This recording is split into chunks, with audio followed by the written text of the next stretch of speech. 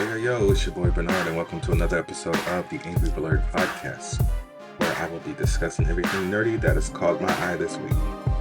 First things first, we do have to give a rest in peace to Robert Redford, passed away at the age of 89 years old. And I know a lot of people are wondering, like, why am I doing this? He didn't really do a lot of stuff around geek culture, but surprisingly, he did. He did a lot of action movies. I think the first movie I saw Robert Redford in, it wasn't even geek related. It was Up Close and Personal. So that was a movie he did with, I believe, Michelle Pfeiffer in the 90s. Celine Dion did the main theme for the movie. I think this was like right before Titanic came out. Was it Michelle Pfeiffer? Yes, it was Michelle Pfeiffer. Um, Spy Game, The Last Castle, Lions for Lambs, Charlotte's Web. He was Ike. Don't remember who Ike was. Who was Ike in Charlotte's Web? Well, what was Ike? The horse. All is Lost. Captain America: The Winter Soldier. Pete's Dragon.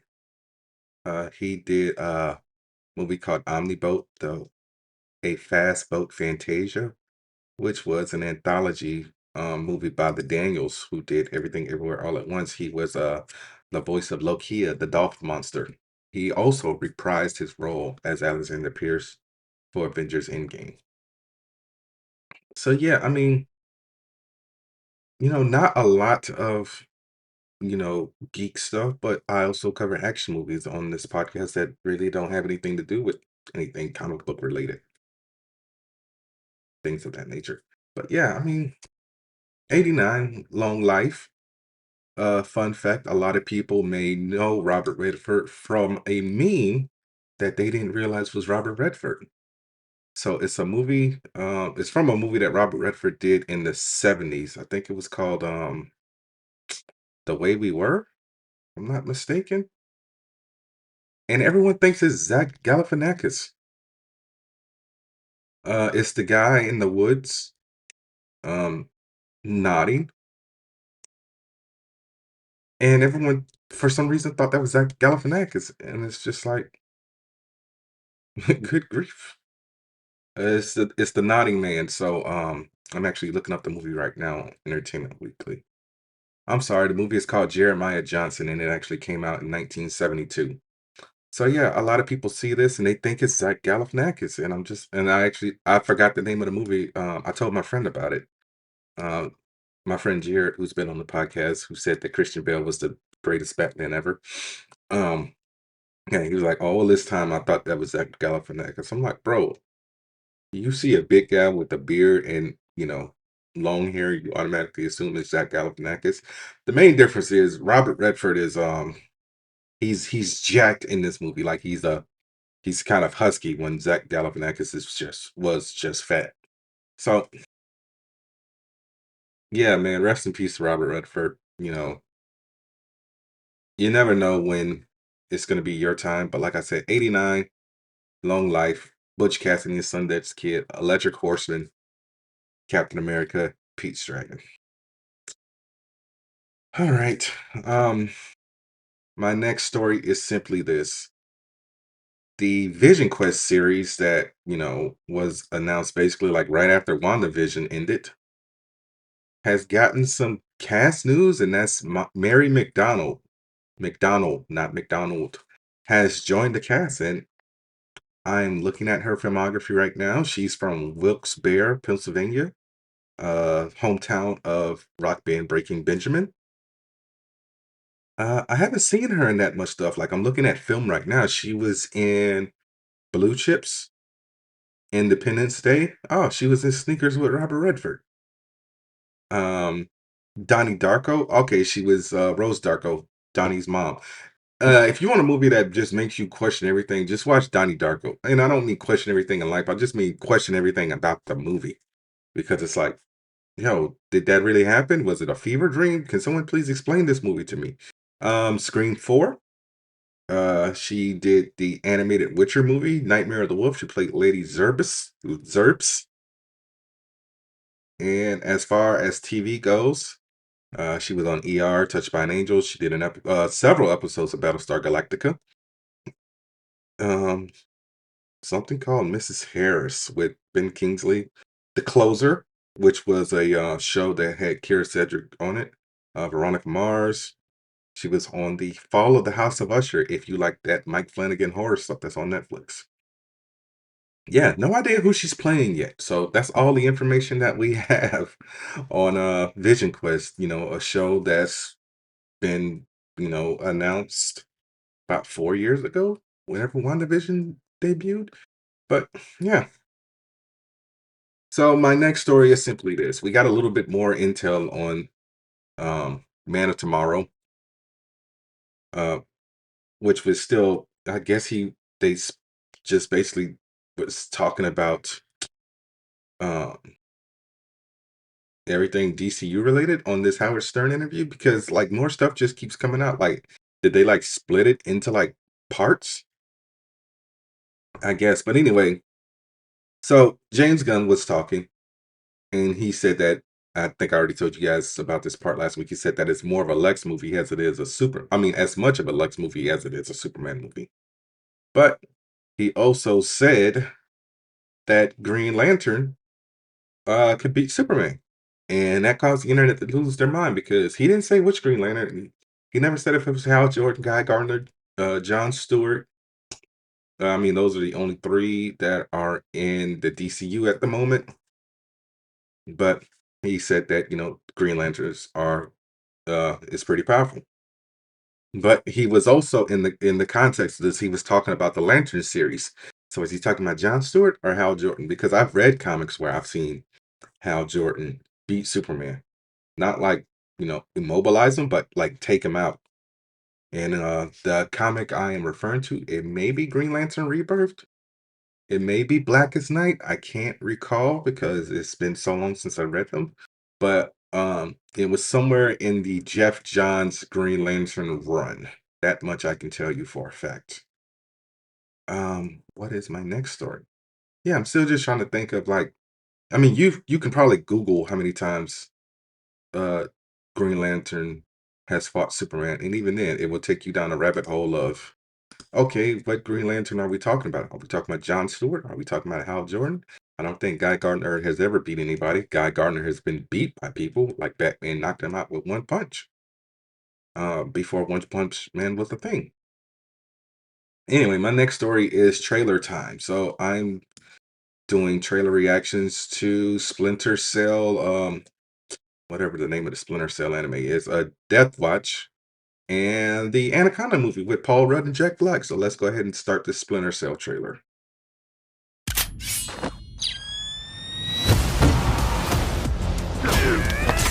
Okay, it looks good. Been too long, Sam Fisher. And it's an older Sam Fisher. So if you ever played any of the games, he's like very young, like in maybe his 20s. McKenna has intel we can't afford to lose. From the writer of the Why John don't you Wick tell me why the franchise. entire Eastern Bloc wants a piece of you? It's not me they want. They said watch. Blueprints of some sort. A time for change is upon us. Xanadu. Diana Shetland, this mission is personal. It doesn't have to end like this, Sam. You ready, Cinderella? Sounds like we're going to the ball. And I've never read any of the Splinter Cell books.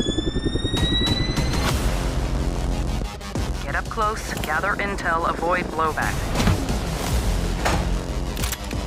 Those who want the world to change know that they must break it. We need you to move fast. Okay, Lee Schreiber is This Sam job Fisher. makes you question everything. Ray But Donovan. we have to keep trying. Kirby Howell Baptiste and Zena You McKenna. will die screaming.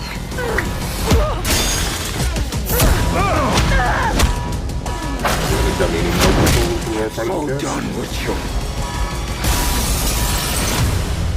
Nice of you to finally pay me a visit.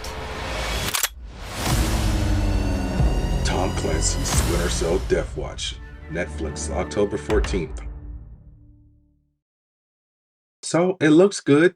but I honestly don't know if I'm going to review it. Like I said, I was never a Splinter Cell guy growing up. Well, kid.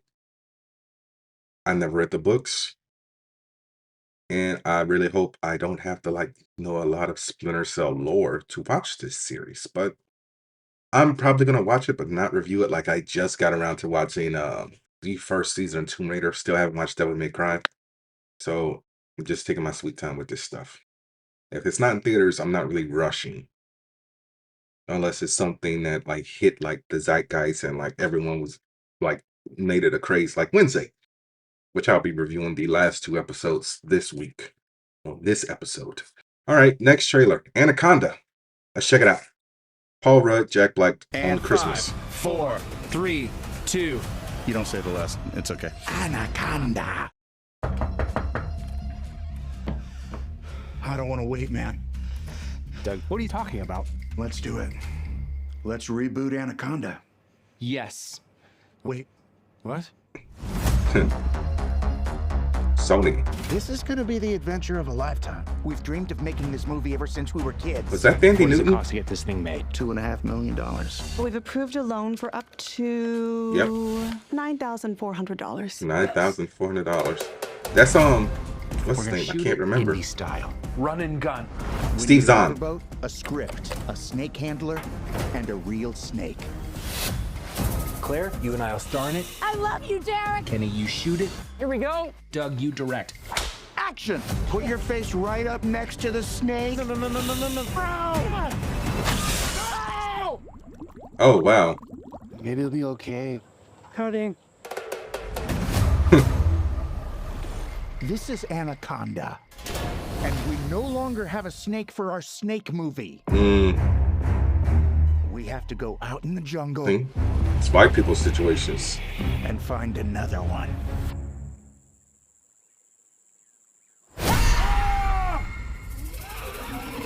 Okay. What's that? Oh my. My Anaconda. We're in the middle of the jungle. We are being hunted. My Anaconda. I mean, what you expect? My Anaconda. It's okay, you're safe. I'm here. Holy Okay. Anaconda. This keep rolling. this is like very Tropic Thunder-ish. He's dead. Oh no. What are we gonna do? What if we use Doug as bait to get back to the boat? That's a really smart idea. Doug would have wanted this. He's not I'm dead. not sure he would have wanted this. Oh, look at the snake. He's alive. I thought he checked his pulse. He did. Doug! He's right behind you. What the hell is on my back? It's a long story. Run!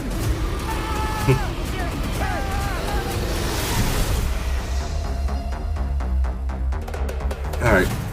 This looks good. Honestly, this really does look good, and it's going to be hilarious. I mean, you got Paul Rudd and Jack Black in there.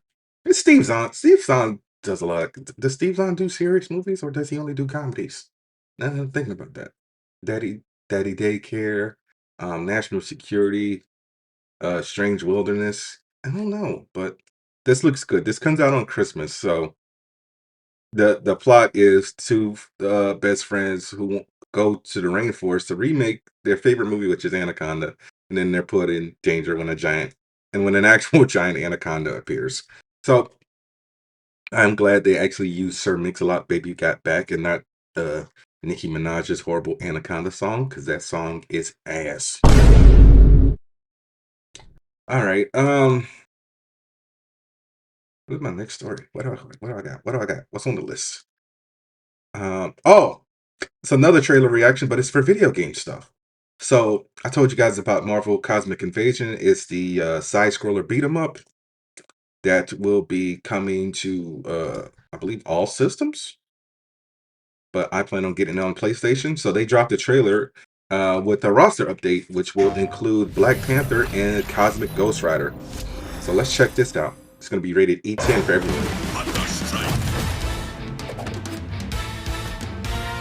Okay, I didn't know Thanos was in this. Is Thanos actually in this game?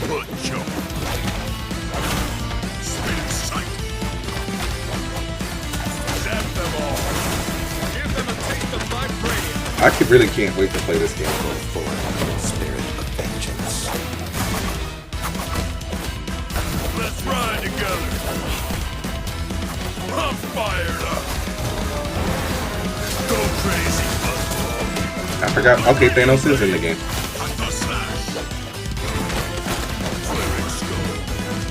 Yeah, I mean this. Like I said, the nice side scroller beat 'em up.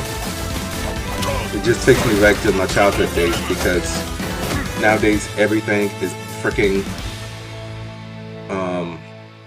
online co-op only. And so a full update on the roster. We got Wolverine, She-Hulk, Rocket Raccoon, Nova, Phyla-Vell, Spider-Man, Cosmic Ghost Rider, which is basically Frank Castle from an alternate universe, Black Panther, Captain America, Venom, Beta Ray Bill, Storm, and Silver Surfer. So I really got to find out when this game comes out and if there's a physical edition. And if there is a physical edition, hopefully it's not done by limited run games because I don't need to wait another 2.5 years to play a video game if I get the collector's edition. Oh, damn. Let's see what's going on. Dotumu. I don't see anything that says anything about a physical edition on their site, unfortunately, but they usually have physical editions for their games, so hopefully there is one. But I'm gonna take a break, drink the last little bit of this s'mores W that I have, and I'll be right back. This episode is brought to you by Dubby. Dubby gives you focus and energy without the crash and jitters. It has no sugar, fillers, or artificial dyes. Mix 1 packet or scoop into 8 or 12 ounces of water. Stir or shake well. Some powderiness is normal, and it has all the important vitamins. So this has vitamin C, B3, B6, and B12. And it's made from coffee fruit extract.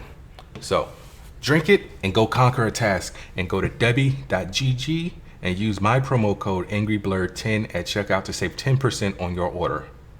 That's debbie.gg with promo code angryblerd10. And I'll be right back. All right, my next story is Batman related. So Matt Reeves was on the red carpet, and Josh Horowitz from the Happy Sad Confused podcast caught up with him. And, they did a little bit of, Hollywood networking. Josh congratulated Matt on the success of The Penguin for winning, 3 Emmys? 4? I don't remember. Anyway, so Matt Reeves confirmed that The Batman is indeed an Elseworlds movie. So, because a lot of people were like, yo, is The Batman going to be part of the main DCU or what? Although when James Gunn did the original slate timeline and everything, he confirmed that The Batman was an Elseworlds movie, but everyone's been like, yo, James needs to just bring over Pattinson and, screw this Brave and Bold stuff. And like a lot of podcasts I listen to, like the Midnight Boys, they did a whole custody of the Batman on their show, which was just hilarious. But he confirmed that it is indeed an Elseworlds story. And he also confirmed that the villain of the movie is a villain that we have never seen in any movie before. And Batman has a lot of villains, for those of you who don't know. It's not just the Mr. Freeze, Joker, Two-Face, Catwoman, Harley Quinn, Riddler, Penguin. So yeah, I mean, please don't be Hush. That's all I don't ask for a lot. I just don't want it to be Hush. Hush is one of those Batman villains, you can't tell that story in one movie. Like DC tried to do it with one of the animated movies when they had their whole saga going on. They kind of replicated the MCU in animated form, and they fucked up Batman Hush. Hell, DC's fucking up Batman Hush right now with Hush 2. It's supposed to be a 12-issue miniseries. 12-issue arc. Only 4 issues have come out. And that's mainly, I'm guessing, because of Jim Lee, who drew the original Hush arc. But the thing with Jim Lee is, I don't know if it's because he's got more duties. He's no longer just an artist. He is also a co-publisher at DC. it's like every book he's on, it gets delayed. Like when the New 52 happened and he was drawing Justice League, they would have to like there would be delays on that book, or they would have to do an arc where he wouldn't be drawing. So he would have time to like, get move along faster with like the next arc. Even before that, I want to say maybe it was 2006. Uh Jim Lee had basically sold like the characters that he created at Image uh, to DC, and they were rebooting the Wildstorm universe. This is the universe that they were a part of. So, if you were a kid in the '90s, you might recall the show Wildcats. Aired for like I want to say maybe like one season on like USA or something like that. So those are Jim Lee's characters: Spartan, Zealot, Savant, Grifter. Those characters. Like, they were gonna relaunch that book. Grant Morrison was writing it, and, Jim Lee was drawing it. Only one issue ever came out. I have that issue, and I wanted to get it signed by Jim Lee, and he was supposed to come to SuperCon, I wanna say maybe, like, 3 years ago, and he canceled on, like, the day before the convention started. But, yeah, I really hope it's not Hush, because Hush is a very he's not a complicated villain, but Hush just he's not a very interesting villain. Like the first Hush arc was good just because of all the complexities and things that happened in it. But Hush, he ain't really that good of a villain. It really depends on how he's written, but I really hope it's not Hush. But I'm gonna post a whole 7-minute clip from um Josh Horowitz talking to Matt Reeves about the Batman and everything in the future of it here. So here's 7 minutes without me talking whatsoever. How are you? So good to see you, Matt. This is my wife. Hi, how are you, Josh? Melinda. Pleasure. How are you? Come on in, Matt. Have a seat. We have a lot to catch up on. Okay. We have a lot to talk We about. do? We do. I gotta go the home. Penguin, the new script. Come on, man. Congratulations on Thank you everything. so much. Thank you. We've talked before, obviously, about this show. A lot of big swings in this show. What felt like the biggest swing that you're gratified resonated with viewers? Gosh, I don't know. I think to be able to do this deep a dive into, one of the things that Lauren, when she came in and she pitched, when we got the show up and running, we sold it to HBO and got Casey and Sarah Aubrey really excited about doing it. We went on the search for what it would be, and I had this idea about this sort of rise to power and what that would be, because obviously it was about how that might lead into a film and how all of this architecture works. And obviously the idea that was exciting was to dig into really, really personal things, because the one thing in a Batman movie that you have no time to do, in what we were trying to do, which are so Batman point of view, Bruce point of view stories, is they don't give you the chance to dig in the same way to the Rogues Gallery. And so that was what was really exciting. And then when Lauren came in and pitched what she wanted to do with his mother, with Dee Dee, and all of that, and then obviously what she wanted to do with Sophia, with Kristen, that was really exciting to see. Okay, that's kind of a big swing, because it's a very disturbing, emotional show, and obviously where it goes, for those people who won't see it, I won't spoil it, hopefully. Anyway, but in any case, I would say just the direction that the show ended up going, it's super exciting that people responded to it, that people were like, yeah, you want to. I think for me what's exciting is the idea of trying to do something that's beloved in a way, like these characters, the DC world, but then try to do them in a way that you haven't seen. Yep. And so we tried to do that with the movie. It's what we wanted to do with the show, and I do believe that it's really what we were able to do. And the fact that people responded to that was, it's what you dream of, but you have no idea if that's going to happen. And so it's been very exciting. Congratulations on the scripts coming in. Thank you. Look, I mean, everything that James has been saying, Colin's been saying, everybody is very pleased and excited about what you've delivered. We knew you would. Talk to me a little bit about figuring out your villain for this one. I know you're not going to tell me who it is. I can't tell you that. Okay, yeah, sure. No, but No, how did you find your way into deciding who in that Rogues Gallery you're going to center this one on? Well, it's funny because I had a lot of ideas, and then Mattson Tomlin, who's my writing partner, we began the process of this by doing another deep dive into the comics, exploring the ideas that I had. He gave me some ideas that he had, and we sat together and we watched a lot of movies, honestly, and not all movies that are from the realm of Gotham, just to explore where this story, because I knew that the way the movie ended, it was leaving us on the precipice, and also the way that events sort of happened within the show, that there is an exploration to be had, and one of the explorations for me was to do something that pushes even further into the character of Bruce Wayne, because the first story is so much about the Batman, right. And so I always wanted in the movies to make sure that, let's say we get to make 3, and I have no idea, but if we get to make 3, I always wanted the movies to be focused on his character, to never, a lot of the other films, which I love,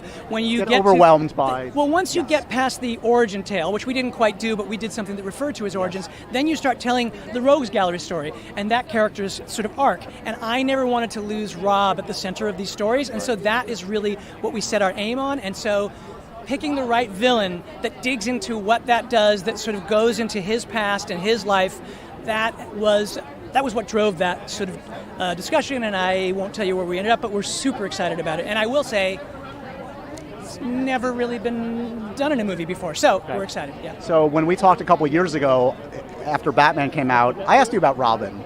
Yeah. I know you're not going to say it, but you must have explored it at least and really dug in whether that could work in this film. Well, sure. I mean, you talk about everything. I mean, there's probably not any character that we didn't talk about. Yeah. What could this be? What could that be? Yeah. That's part of the beginning of anything, so... And we know that Colin's in it. Are we going to see Kristen Milioti, of course, in this one? Kristen's not in this one, but that's because we were so deep into the script by the time we were in the show. So, but we'll see. I mean, I think she's incredible. What she did in the show is just astonishing, and what Lauren did in creating that character, I mean, creating this version of the character, is so special. So it would be really exciting to do something with her. But she's not in this one, in full disclosure, just because we were so far along in the story that it was like, oh, gee, it might upset the apple cart, let's say, given where the story goes and what we were exploring. You know, there are some things where it's like, oh, we'd love to do this, but actually that doesn't fit within where the story goes. Fair enough. You got to follow the story. Of course, yeah. When I talked to James a couple months ago and I asked him what directors he wants to make films in the DCU, he actually mentioned you, because you haven't made your DCU film. True. Have you guys talked about, I mean, you're going to be busy with Batman for a couple of years, but do you have ideas of a DCU character potentially to do down the line? I mean, we haven't talked about anything like that. We have had conversations about how things would work and all that kind of stuff just in general. Yes. And so, of course, it would be a lot of fun. I mean, what I really want to do is I want to play out these stories that we began and make that sort of arrive at the conclusion that I had hoped that we would arrive at from the beginning, but it's very exciting. First of all, I'm very flattered. I mean, that's really kind of James to say, and it would be really exciting to work with them, of course. I mean, and we're working with them on this. I mean, it's a DC, so like, it's Elseworld, but it's DC, so it's theirs as well. So, but it's what the future brings and what I am doing will be clear when it comes. Okay. And last thing for you, I mean, are you still thinking about other, outside of maybe another season of Penguin or not, but other stories, other TV shows to build out your Batman-verse? Obviously, the Gotham City PD was talked about, Arkham was talked about, or any of those in active development that you hope to get off the ground? There are things we've talked about, and there are things I would love to do, and obviously the priority at the moment has been getting the movie into prep. We are now in prep. It's really exciting. We're going to be shooting in April, or end of April, beginning of May. We'll see. We're in prep right now. Everybody's being hired. Slipped the script to Rob.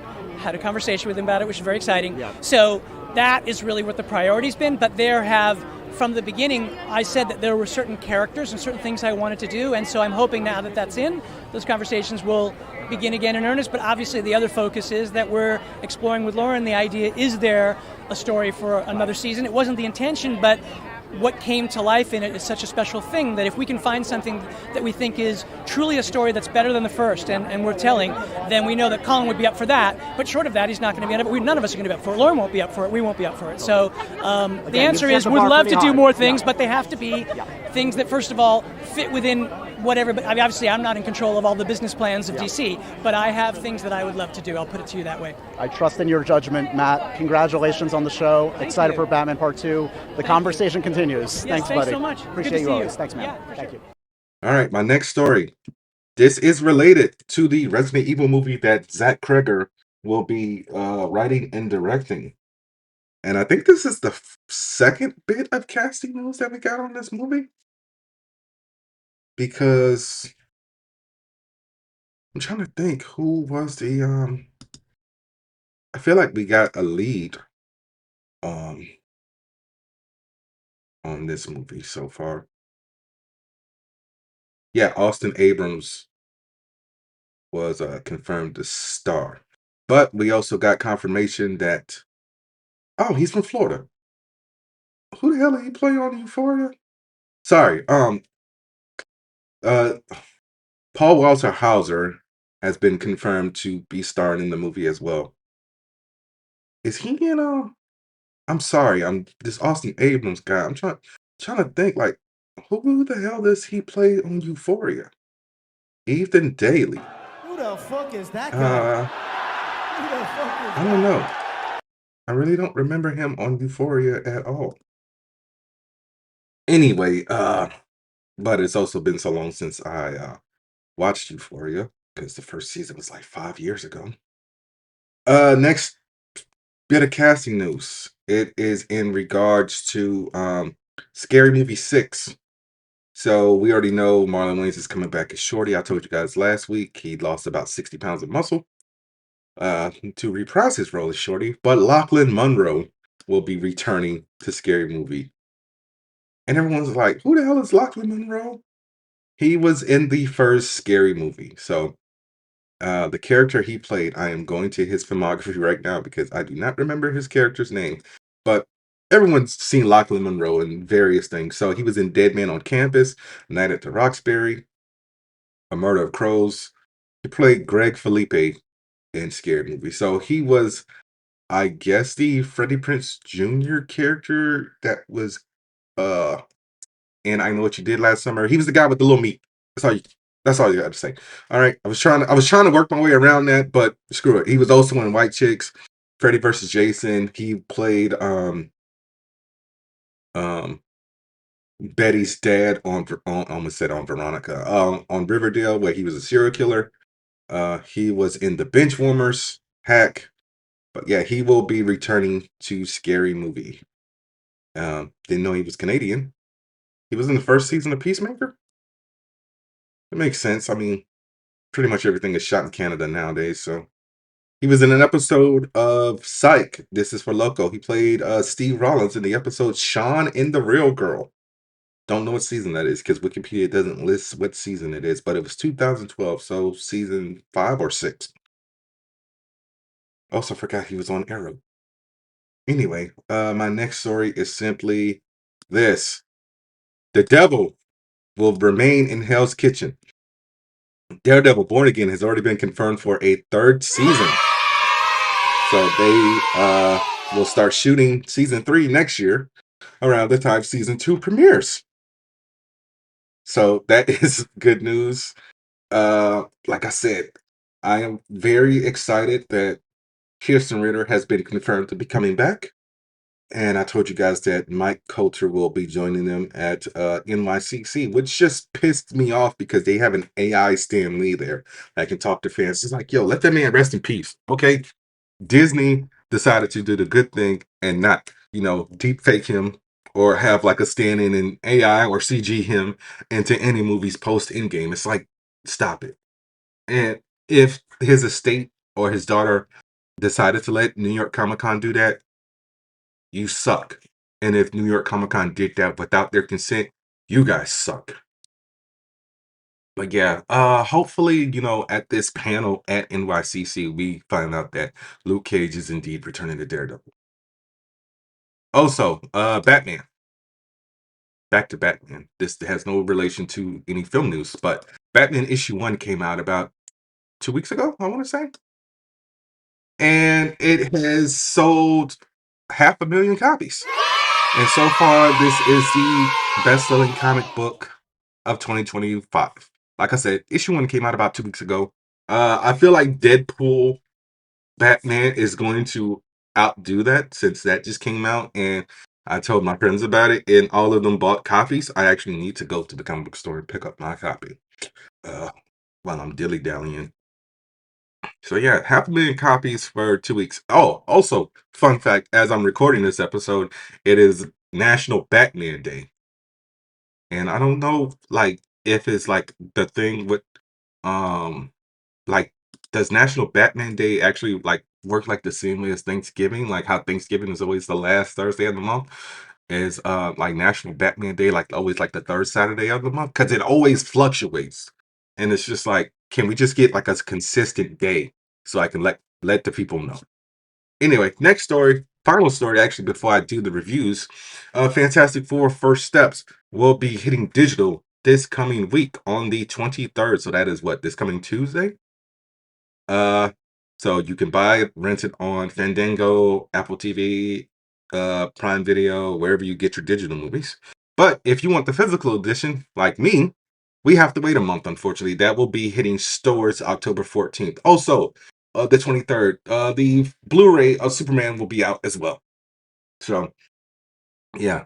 Highly recommend going physical over digital because of the simple fact that you will own your stuff. So, like, unless for some dumb reason uh, Disney decides to sell Marvel or some weird type of situation, you will still own that movie. Or for some reason, Marvel wants to get from under the Disney umbrella, probably because of like all the Jimmy Kimmel stuff and whatnot, and they, buy themselves out. You will still own that movie. Just licensing is a very tricky type of situation, especially when it comes to like properties and franchises and things like that. Because, I think I reported on it a while ago. Like, if you bought like I think it was like National Geographic on like the freaking Microsoft store, you no longer own the digital copies. But anyway, I am going to queue up the spoiler alert. I'm going to talk about the last two episodes of Wednesday season 2, so episodes 7 and 8. I'm just going to talk about these as like a group because it's basically a two-parter. So episode 7 was "Woe Me the Money," written by Matt Lambert and James Majeski. And episode 8, "This Means Woe," written by James Majeski with creators Al Gough and Miles Miller. Both episodes were directed by Tim Burton. So we actually get a flashback in the first part of this where we found out that Dort actually enlists Arnold Hunt to become the leader of Morning Song. And then, he reveals that he knew that Bianca's mother was hiding in a secret part of Nevermore. Um, and so once again, he co-opts Bianca into doing something that she doesn't want to do, and that's basically use her siren call on Grandmama Frump to leave all her money to Nevermore. And Isaac also begins to treat Francoise with a blood transfusion from her son Tyler to basically keep her alive. And Ajax also, sees that something is up with Bianca and tells Wednesday about, everything that's going on. Wednesday confronts Bianca about it. She tells her, but then she also uses her siren song to make Wednesday forget. But shout out to the MVP of basically this whole entire season, Agnes, who was there and was eavesdropping and told Wednesday everything. So they hatch a plan to expose Dort and everything. Arnold shows up and tells Dort, "Hey, I want my money, okay? I'm wanted by the feds and blah, blah, blah, blah." And Dort burns him to flames. So we didn't know what Dort's power was unless they actually talked about it.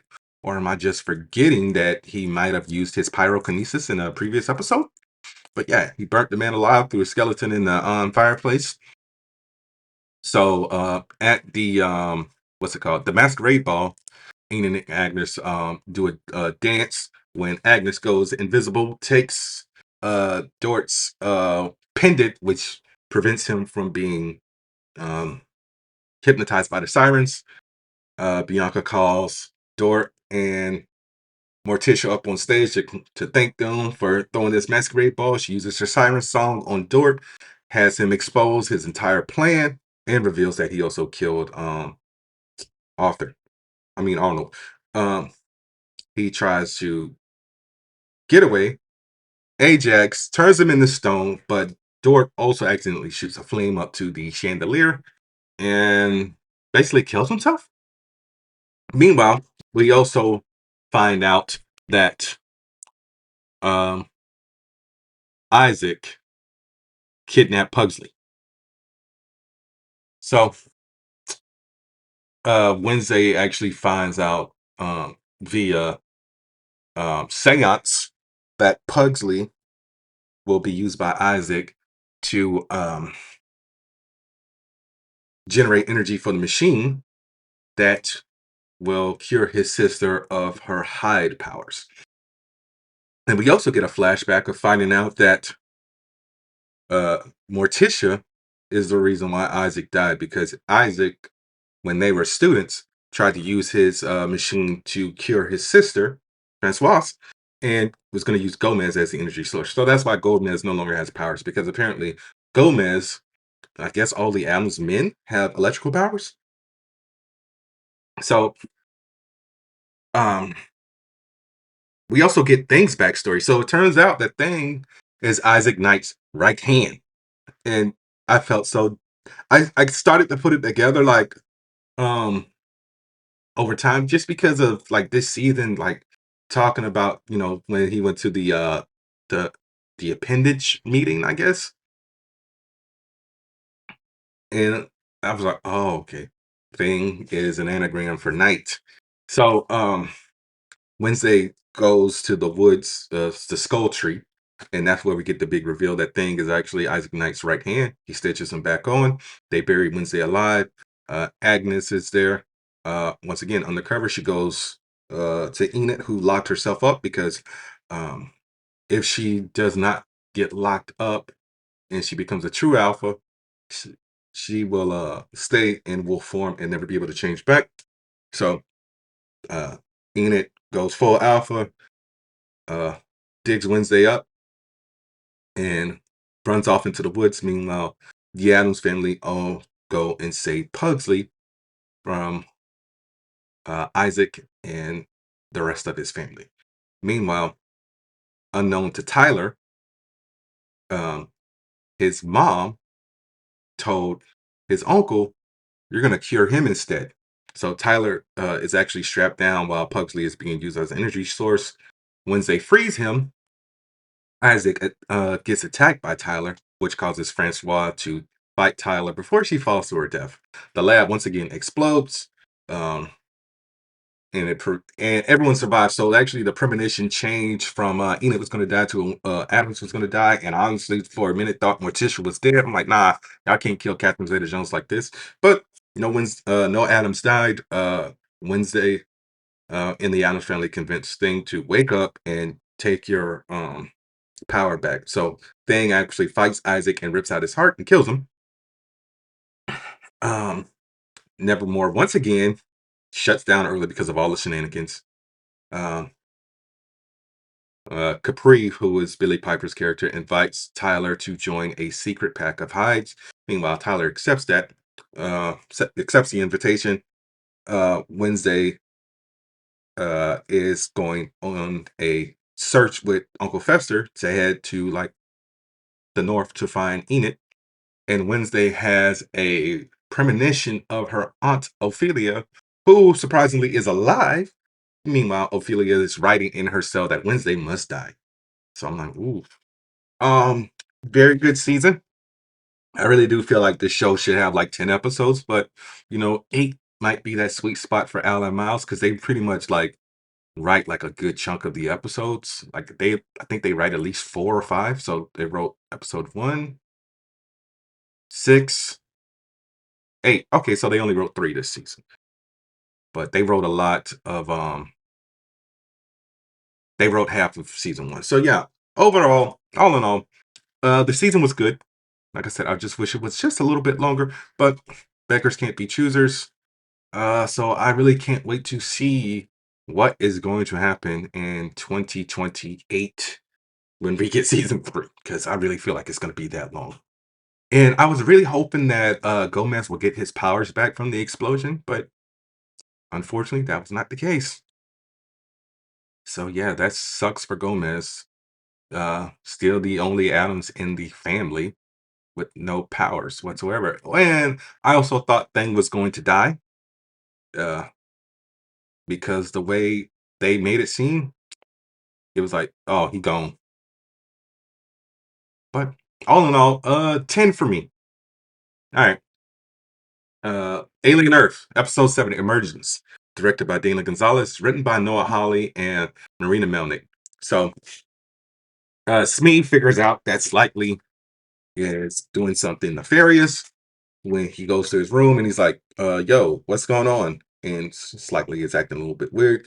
So he actually, I get that they're kids in adult bodies, but come on, man, you gotta hide a doc. You gotta hide a body better than that. So he pushes him under the bed. Meanwhile, his limbs are still like hanging out. So Slightly convinces me to help him. because he tells him, like, his mom's in trouble.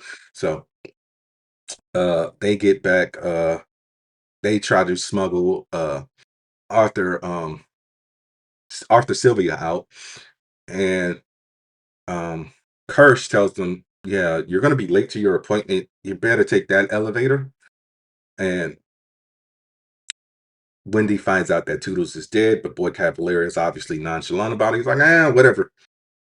Um, and Nibs um, is still more or less freaking out. But Wendy also convinces Nib to join her and Joe to leave the island. Uh, on the way out, Wendy hacks the lab systems that allow, and she breaks the xenomorph out, which basically kills a bunch of people. Smee and Slightly get to the beach, and the face hugger obviously latches off of Arthur, so you know what that means. Arthur wakes up, and he very much is talking to the kids in a loving manner, and so on and so forth. But then the face hugger, the xenomorph bursts out of his chest and runs off into the woods. And meanwhile, that's when Morrow and his team of Utani soldiers show up, and he is pissed because it's like, yo, you were supposed to bring me the alien, but now they got to go track it and catch it.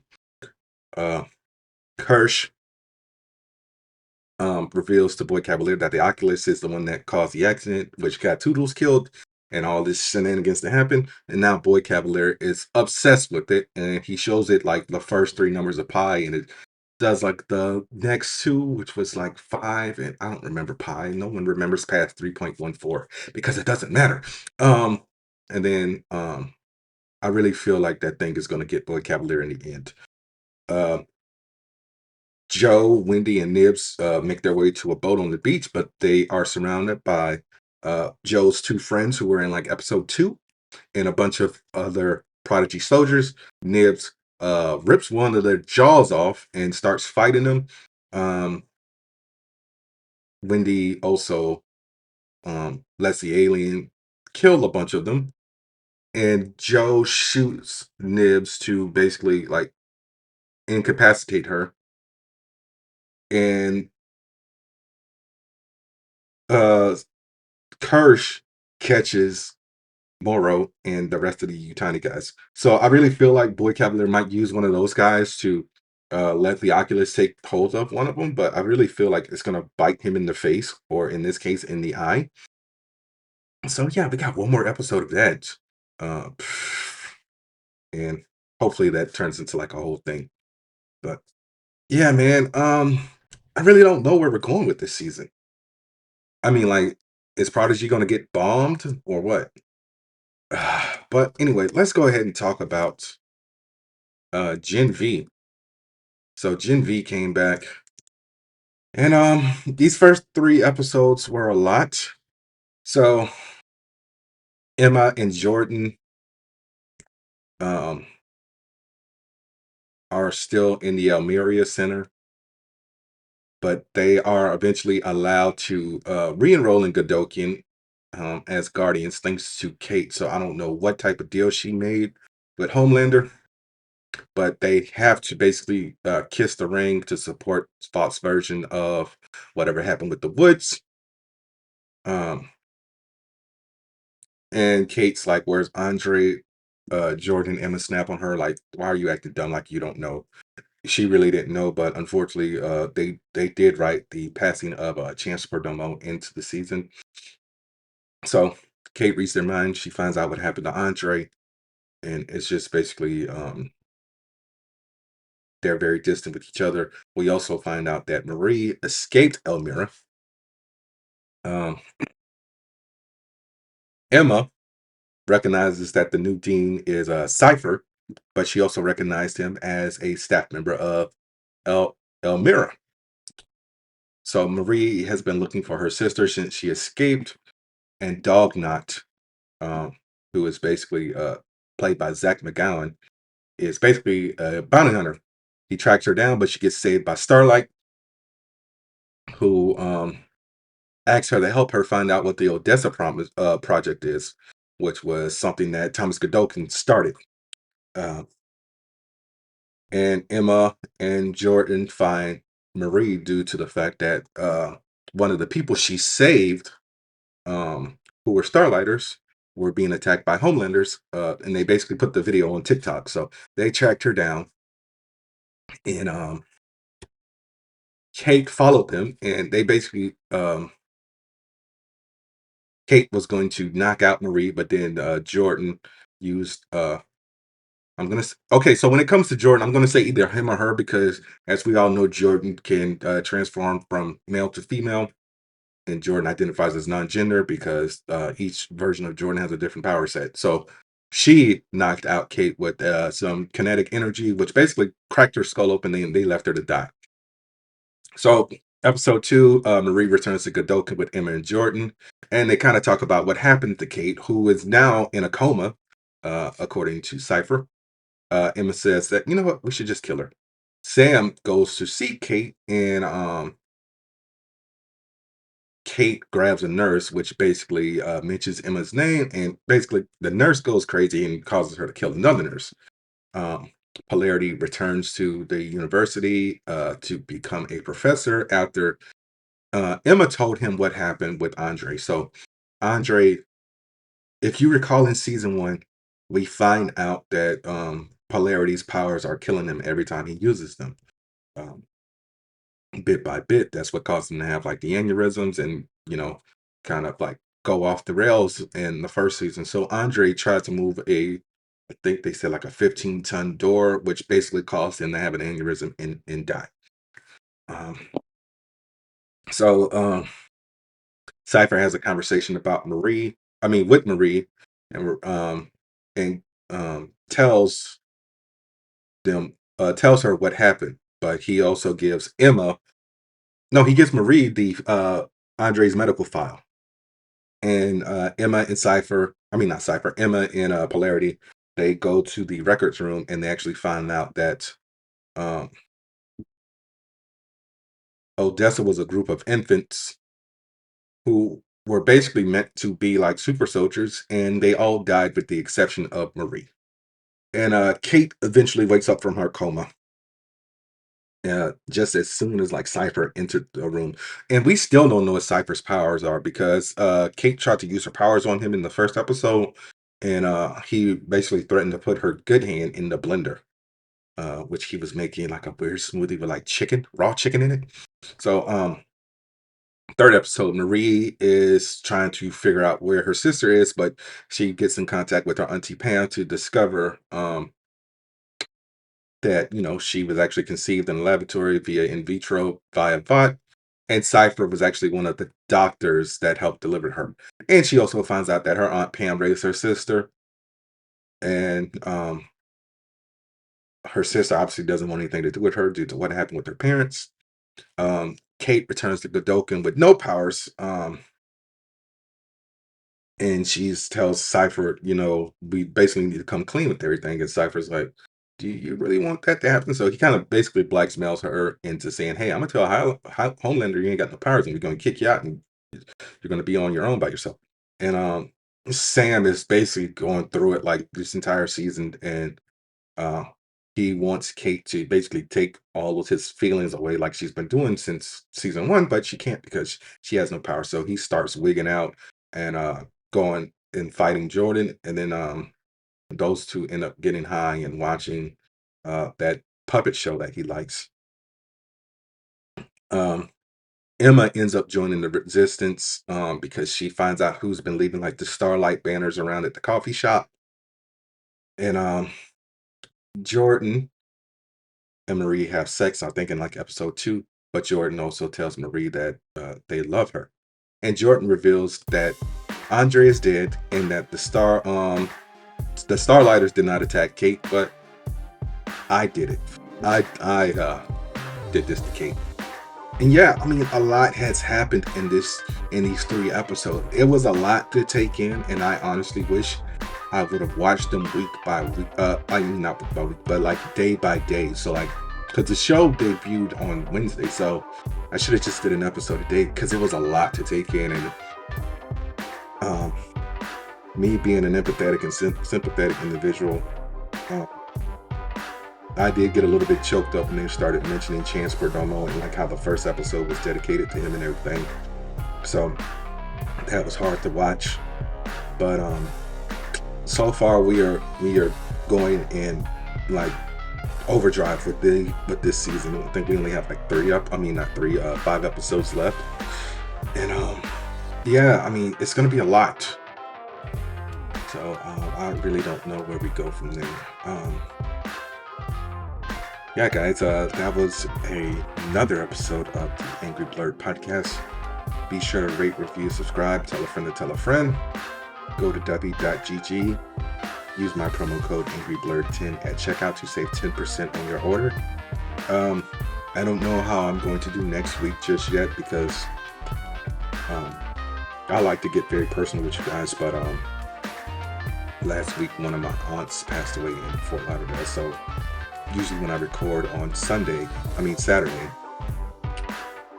I usually record on Saturday, but the funeral is on Saturday, so like unless I can figure out a way to record early because I'm going to be down there Friday and Saturday, there might not be an episode. So